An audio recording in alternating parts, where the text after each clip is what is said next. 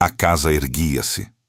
Um monumento silencioso de tijolos antigos e telhas musgosas, no topo de uma colina isolada.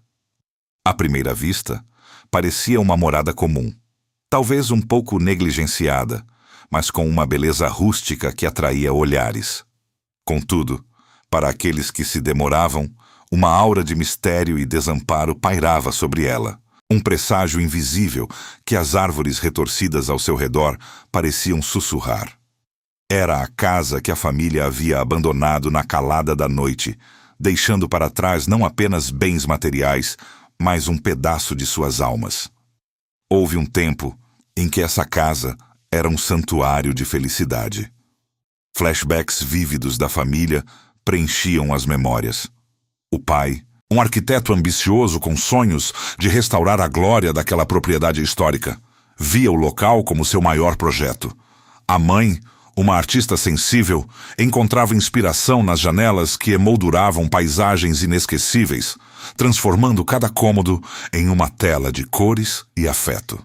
E os filhos, curiosos e cheios de vida, exploravam cada canto, inventando histórias e brincadeiras que ecoavam pelos corredores.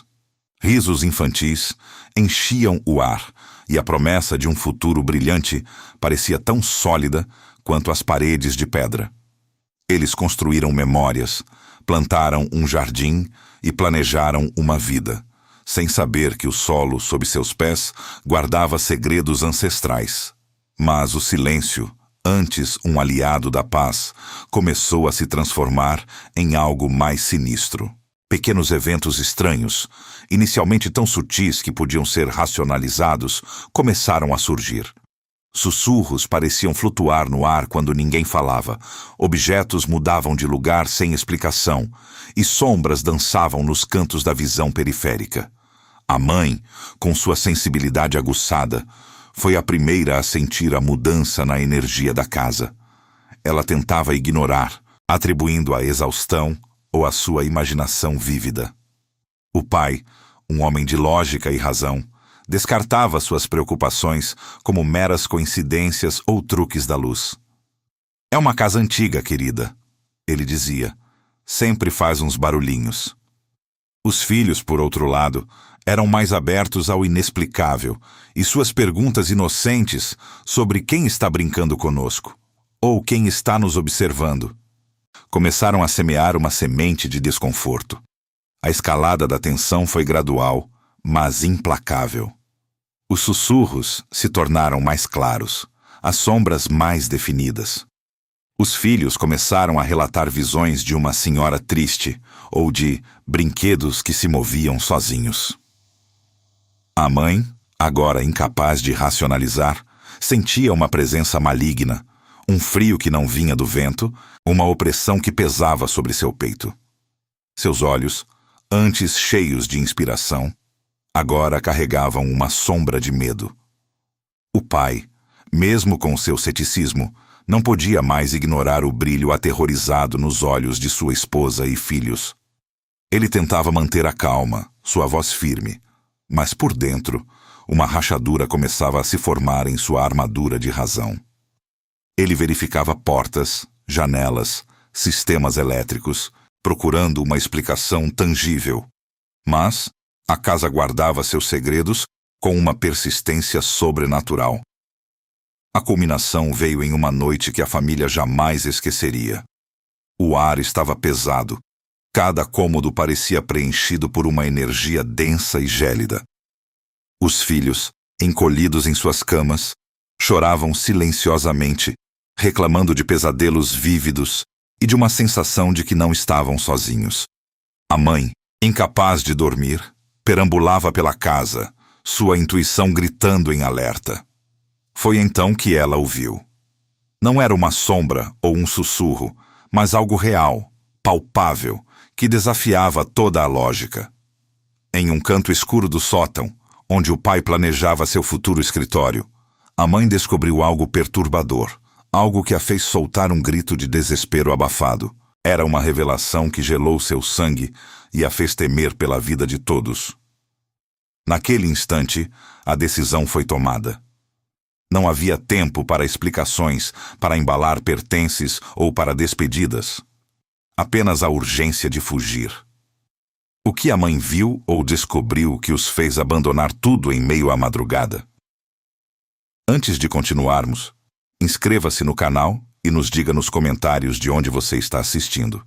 A fuga foi desesperada, um borrão caótico de medo e adrenalina. O motor do carro do pai rugia na calada da noite, afastando-se da casa como se fugisse de um predador invisível. A mãe, com os filhos encolhidos no banco de trás, segurava a respiração, seus olhos fixos no retrovisor, esperando ver alguma manifestação sobrenatural perseguindo-os.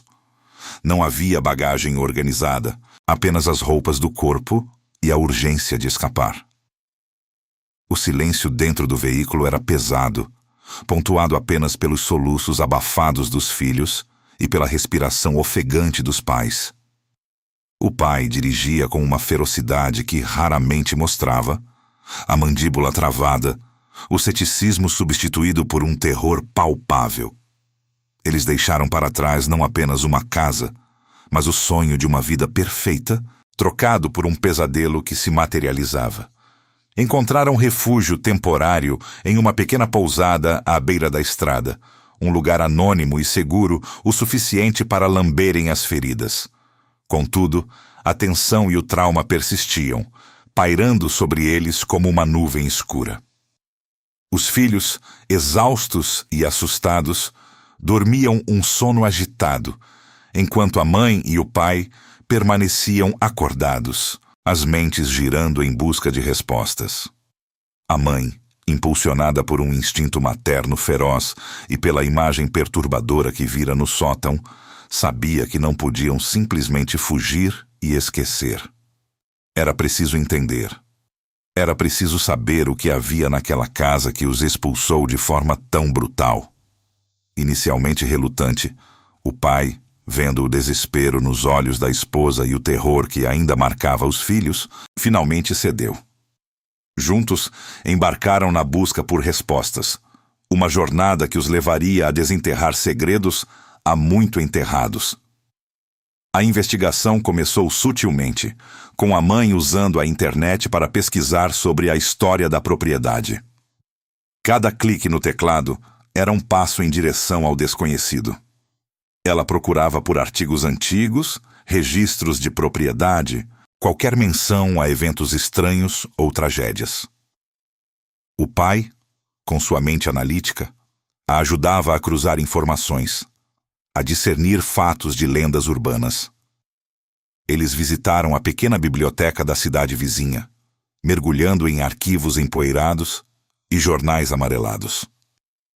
Foi lá que as primeiras revelações começaram a surgir, fragmentos de um passado sombrio que se entrelaçava com a casa e o terreno onde ela fora construída. Documentos antigos revelaram que a casa, construída no final do século XIX, havia sido palco de uma tragédia familiar. Reportagens de jornais da época, com manchetes sensacionalistas, contavam a história de uma família que desapareceu misteriosamente, ou de mortes inexplicáveis que foram atribuídas a doenças súbitas, mas que, nas entrelinhas, sugeriam algo mais sinistro. Moradores locais mais velhos, entrevistados discretamente pela mãe, falavam de sussurros sobre uma mulher de branco que assombrava a propriedade, de gritos que ecoavam nas noites de lua cheia e de um destino trágico que se abatia sobre qualquer um que tentasse se estabelecer ali por muito tempo. Todos os relatos, por mais vagos que fossem, apontavam para uma presença. A peça mais crucial do quebra-cabeça veio de um diário empoeirado, encontrado em um arquivo municipal, que pertencia a um antigo morador da região. O diário, escrito com uma caligrafia elegante, detalhava os eventos que levaram a uma traição brutal. A casa, ao que parecia, havia sido palco de um ato de infidelidade que culminou na morte trágica de uma das proprietárias, uma mulher jovem e apaixonada, enganada pelo próprio marido e por uma amiga invejosa. O homem, um comerciante influente, havia orquestrado a morte de sua esposa para herdar sua fortuna e se casar com a amante. Mas a verdade, embora abafada, era conhecida por alguns na comunidade. O diário descrevia a dor, a raiva e o desejo de vingança da mulher traída, sentimentos tão intensos que pareciam impregnar as próprias paredes da casa. A família, lendo as palavras antigas, sentiu um arrepio. A casa não era apenas antiga, era um túmulo de uma alma atormentada. O segredo da traição, a dor e a injustiça, tudo isso ecoava na energia que os havia expulsado. De repente, os sussurros, as sombras e a presença maligna faziam sentido. Mas como essa traição do passado se conectava diretamente com os eventos sobrenaturais que a família vivenciou? E por que eles, de todas as pessoas, haviam se tornado o alvo? A resposta parecia estar mais próxima do que imaginavam. A maldição, agora, era uma entidade tangível, quase um personagem na tragédia que se desenrolava. A investigação aprofundada revelou que a casa não era apenas assombrada por um espírito atormentado, mas por uma maldição que parecia se alimentar da própria essência de seus habitantes. A mulher traída, cujo diário havia sido um vislumbre de sua dor, não havia partido em paz. Sua alma, presa entre os mundos, buscava incessantemente por justiça, e sua energia se manifestava como uma força destrutiva que se abatia sobre qualquer um que ousasse ocupar seu lar. A casa, portanto, não era apenas um prédio, mas uma prisão para uma alma em agonia, e a maldição garantia que essa agonia se espalhasse. Enquanto a mãe mergulhava cada vez mais fundo nos registros históricos, uma descoberta arrepiante emergiu, tecendo uma teia ainda mais intrincada de destino e tragédia. Entre os documentos antigos, um nome familiar saltou aos seus olhos. Não era o nome da vítima, mas o do traidor, o comerciante que orquestrara a morte de sua esposa. A pesquisa da mãe revelou que sua própria linhagem familiar tinha uma conexão distante, mas inegável, com os descendentes desse homem. Uma ramificação obscura da árvore genealógica de seu bisavô ligava-se diretamente à família do traidor. A ironia era cruel. A mãe, com seu amor pela arte e sua sensibilidade, era, de alguma forma, uma herdeira da linhagem que causou tanta dor. Um sentimento avassalador de culpa e responsabilidade abateu-se sobre a mãe. Foi ela quem insistiu na compra da casa, atraída por sua arquitetura e pelo potencial de um lar perfeito para sua família. Agora, esse sonho se transformara em pesadelo, e ela se sentia a principal culpada por arrastar seus entes queridos para essa espiral de terror. O pai, embora ainda abalado, tentava confortá-la, segurando suas mãos trêmulas e sussurrando palavras de consolo. Não foi sua culpa, querida. Não tínhamos como saber, dizia ele, mas a tensão entre eles era palpável, um abismo silencioso que se abria com cada nova revelação. A culpa da mãe era um fardo pesado, e a sombra do passado parecia persegui-los mesmo no refúgio temporário.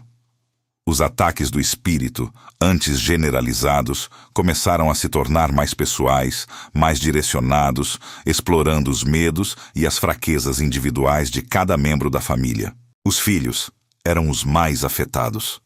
Os pesadelos se tornaram mais vívidos, as visões mais frequentes. O filho mais velho via sombras dançando em seu quarto, sussurros em uma língua antiga que pareciam zombar de sua coragem.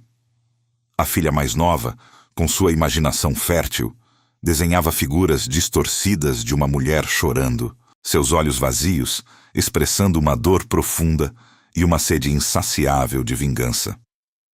O espírito parecia se alimentar do medo deles, projetando suas próprias mágoas e tormentos na mente inocente das crianças. A mãe sentia uma dor excruciante ao ver seus filhos definharem, a alegria de seus olhos se esvaindo. O pai, por sua vez, começou a ter sonhos perturbadores com a casa, com o sótão e a presença sombria que a mãe havia vislumbrado, minando seu ceticismo e sua bravata. A família se viu diante de um dilema moral angustiante. A opção mais fácil seria fugir para sempre, cortar todos os laços com a casa e o passado e tentar reconstruir suas vidas em outro lugar. Mas o instinto da mãe, agora fortalecido pela culpa e pela conexão familiar, recusava-se a aceitar essa solução. Ela não podia simplesmente abandonar aquela alma atormentada, especialmente sabendo que sua própria linhagem tinha uma parcela de responsabilidade na tragédia. O pai, vendo o sofrimento de sua esposa e a perturbação crescente dos filhos, começou a concordar.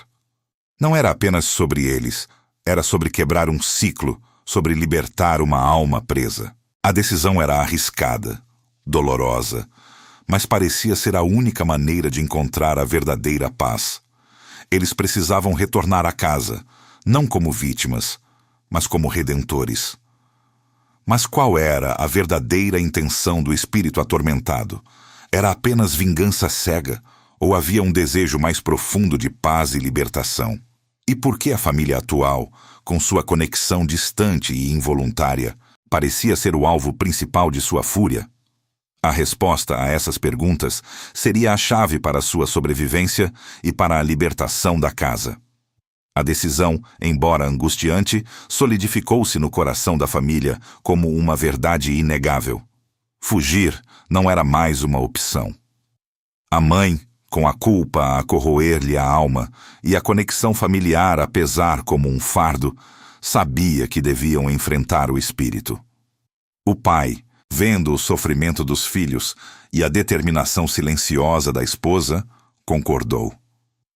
Eles não podiam simplesmente abandonar aquela alma atormentada à sua sina, especialmente agora que a teia de suas próprias linhagens se entrelaçava com a tragédia do passado. Esta não seria uma fuga, mas um retorno, não de vítimas, mas de redentores.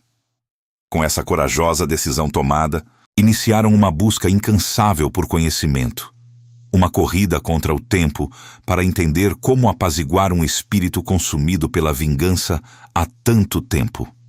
A mãe, com sua sensibilidade aguçada, liderou a pesquisa. Eles procuraram em bibliotecas empoeiradas, em fóruns online sobre ocultismo e até mesmo em conversas com anciãos da comunidade que, a princípio, relutaram em partilhar os segredos sombrios da região. Cada pista, cada lenda, cada sussurro era analisado com uma seriedade febril. A família precisava de um guia, de um mapa para o labirinto da dor do espírito. Finalmente, através de um contato indicado por um historiador local que se interessou pela história da casa, eles encontraram uma mulher idosa, uma curandeira de uma linhagem antiga que vivia reclusa nas montanhas. Seus olhos, profundos e sábios, pareciam ver além do véu da realidade. Ela ouviu a história da família com uma paciência serena, balançando a cabeça de vez em quando, como se já soubesse o desfecho. Foi ela quem desvendou a verdadeira natureza da vingança do espírito. Ela não busca apenas o sangue dos que a traíram, disse a curandeira, com uma voz rouca. Ela busca a memória, a justiça que lhe foi negada. A maldição não é apenas contra a linhagem do traidor, mas contra todos que, de alguma forma, representam a injustiça e a negação de sua dor. Vocês, por uma ironia cruel do destino, carregam o sangue do traidor e a inocência dos que não compreendem. Ela os ataca porque vê neles a sombra do passado, a indiferença do mundo que a esqueceu. A revelação foi um golpe, mas também uma clareza dolorosa. O espírito não era uma força do mal puro, mas uma alma em agonia, presa em um ciclo de vingança por uma justiça nunca alcançada.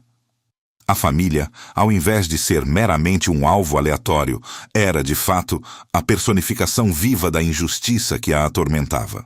A curandeira explicou que a única maneira de quebrar o ciclo era oferecer ao espírito o que lhe foi negado: reconhecimento, perdão e um ato de reparação. Com essa nova compreensão, a família começou a elaborar um plano arriscado. O retorno à casa não seria mais uma invasão, mas uma oferenda. O plano envolvia um ritual, não de magia negra, mas de cura e libertação. Eles precisariam retornar ao coração da escuridão, ao local exato onde a traição havia ocorrido, e realizar um ato simbólico de reconhecimento e perdão. A curandeira os instruiu sobre a preparação de ervas sagradas, sobre palavras de poder que não eram feitiços, mas invocações de paz, e sobre a importância de levar consigo um objeto que representasse o amor e a união familiar, um contraponto à dor e à fragmentação do passado. A preparação emocional foi intensa. No refúgio temporário, a família se uniu como nunca antes. As noites eram preenchidas com conversas profundas, com desabafos de medos e inseguranças. A mãe e o pai, antes distanciados pela tensão, reaproximaram-se, seus laços fortalecidos pela adversidade. Os filhos, embora ainda assustados, encontraram coragem um no outro, e nos braços protetores dos pais. Eles liam e reliam o diário da mulher traída, tentando entender sua dor, sua perspectiva. A empatia se tornou sua armadura, a união, sua espada. Eles sabiam que a casa os esperava, não para devorá-los, mas para ser finalmente libertada, e eles seriam os agentes dessa libertação. O que exatamente eles precisariam fazer para apaziguar um espírito que buscava vingança há tanto tempo e que havia sido profundamente ferido pela linhagem que agora representavam? A resposta residia não apenas nas instruções da curandeira, mas na força de seu próprio amor e na clareza de suas intenções. A noite engoliu-os quando o carro da família subiu a estrada de terra batida que levava à casa. Um monstro adormecido sob a luz fraca da lua. O silêncio era pesado, quebrado apenas pelo ranger dos pneus e pelos batimentos cardíacos acelerados de cada um. A mãe segurava firmemente o objeto escolhido para o ritual.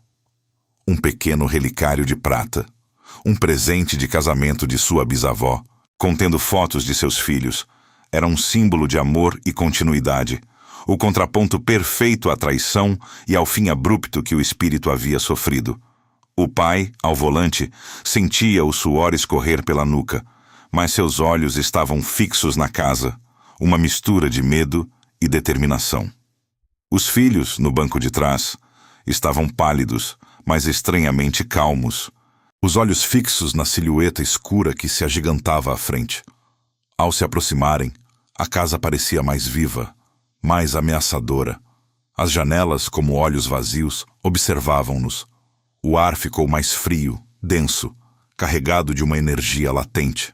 A porta da frente, que haviam fechado apressadamente na fuga, estava ligeiramente entreaberta, convidando-os para um abismo de escuridão.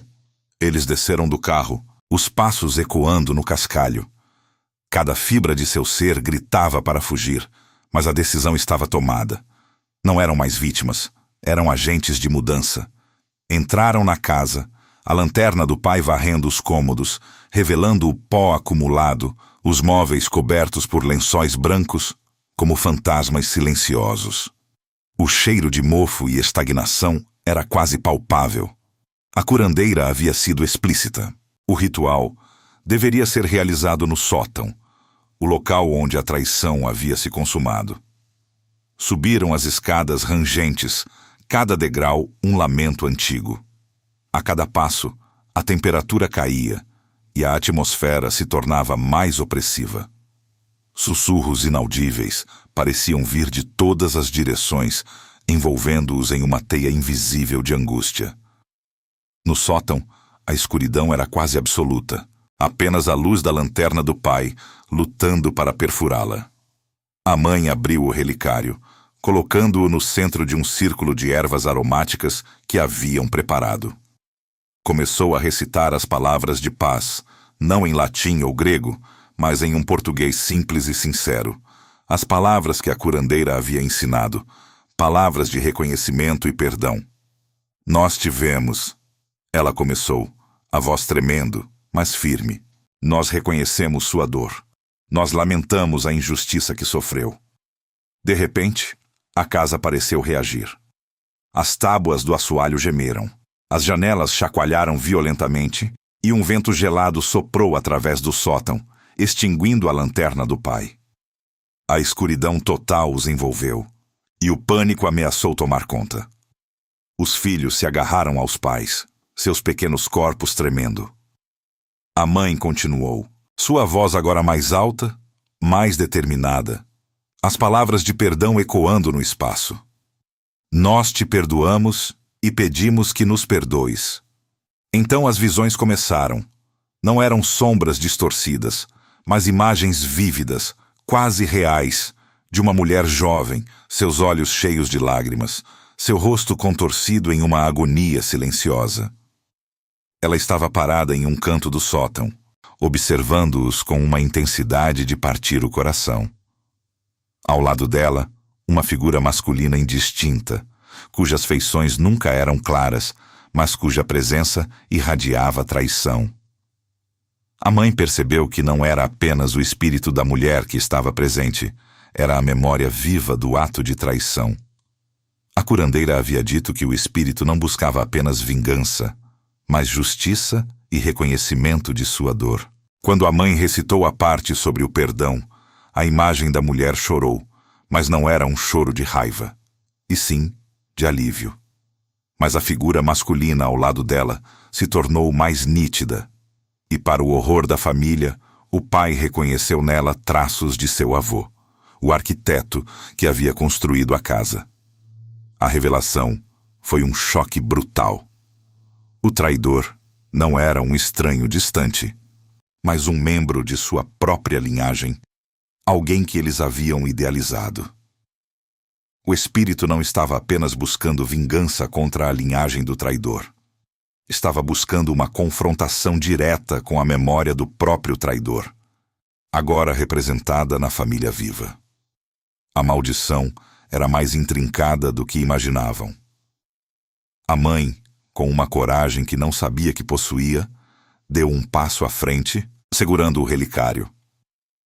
Nós não somos ele, ela disse, sua voz ressoando com uma verdade inabalável, mas carregamos seu sangue, e por ele, e por você, nós buscamos a paz.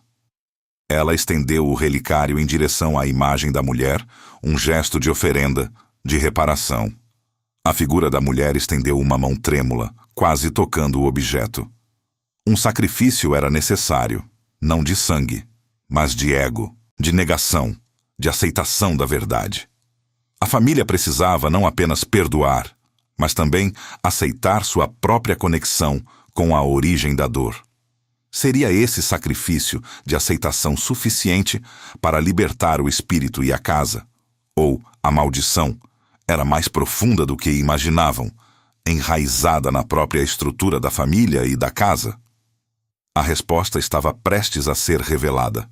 O relicário, um pequeno ponto de luz na escuridão opressora, brilhou suavemente quando a mão etérea da mulher tocou sua superfície. Não houve som, apenas uma vibração que percorreu o sótão, como um suspiro antigo finalmente liberado. A imagem da mulher, antes contorcida em dor e mágoa, começou a se dissipar, seus traços suavizando-se em uma expressão de serena aceitação. A figura indistinta do traidor ao seu lado desapareceu por completo, como se a luz do perdão o tivesse varrido da existência. Um silêncio profundo e reverente tomou conta do espaço, um silêncio que não era de ausência, mas de paz. A escuridão total que havia engolido a família recuou, e a fraca luz da lua, antes bloqueada, filtrou-se pelas janelas do sótão, iluminando suavemente a cena. A mãe, o pai e os filhos estavam exaustos, seus corpos tremendo, mas seus corações transbordavam de um alívio quase eufórico. O peso opressivo que pairava sobre a casa havia se dissipado, substituído por uma sensação de leveza e calma. A energia maligna que antes os sufocava havia partido, deixando para trás apenas a vibração de uma história concluída. As consequências daquela batalha emocional eram visíveis, mas não destrutivas. A família estava marcada pela experiência, mas não quebrada. Seus olhos, antes cheios de terror, agora refletiam uma compreensão mais profunda da vida e da morte, do perdão e da redenção. Eles haviam enfrentado seus maiores medos, não apenas os do espírito, mas os próprios, e emergiram mais fortes, mais unidos. O trauma da fuga desesperada e dos dias de incerteza foi substituído pela certeza de que, juntos, poderiam superar qualquer adversidade. A mãe sentiu um senso de redenção profundo, não apenas por si mesma, mas por sua linhagem. Ela havia insistido na compra da casa, e agora, com sua coragem e empatia, havia desfeito um ciclo de dor que perdurava por gerações. O pai, que inicialmente duvidara, agora compreendia a sensibilidade de sua esposa e a força de sua intuição. Ele havia sido o pilar de ceticismo, mas se transformou no escudo protetor da família, e sua fé na mãe era inabalável. Os filhos, antes os mais vulneráveis, agora olhavam para os pais com uma nova admiração, compreendendo que a verdadeira força não residia na ausência de medo, mas na coragem de enfrentá-lo. O ciclo de vingança havia sido quebrado, substituído por um elo de perdão que unia o passado ao presente.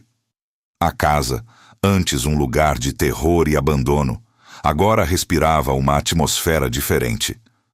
As sombras ainda existiam, mas eram apenas sombras, não mais portadoras de malícia. A família decidiu que não a venderia. Ela seria um lembrete constante de sua jornada, da resiliência de seu amor e da importância de confrontar a verdade, por mais dolorosa que fosse.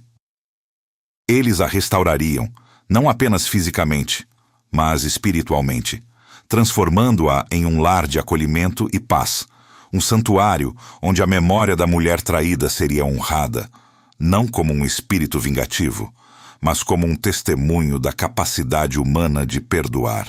Eles iniciaram um novo capítulo em suas vidas, transformados pela experiência. A mãe voltou à sua arte, infundindo suas obras com a profundidade e a sabedoria que havia adquirido. O pai, como arquiteto, começou a projetar espaços que não eram apenas esteticamente agradáveis, mas que também transmitiam uma sensação de segurança e bem-estar, talvez subconscientemente influenciado pela energia que havia ajudado a purificar. Os filhos cresceram com uma compreensão única da fragilidade da vida e da importância do amor e da conexão familiar. A família, agora livre do passado, olhou para o futuro com uma esperança renovada. O verdadeiro lar, eles aprenderam, não era um lugar físico, mas a união inquebrável que compartilhavam. A casa se tornou um símbolo de sua jornada, um farol de que mesmo as mais profundas feridas podem ser curadas, e que o perdão, a verdade e o amor são as forças mais poderosas do universo. Eles haviam fugido na madrugada, tomados pelo medo, mas retornaram, na escuridão, para encontrar a luz e para construir não apenas uma casa, mas um legado de paz.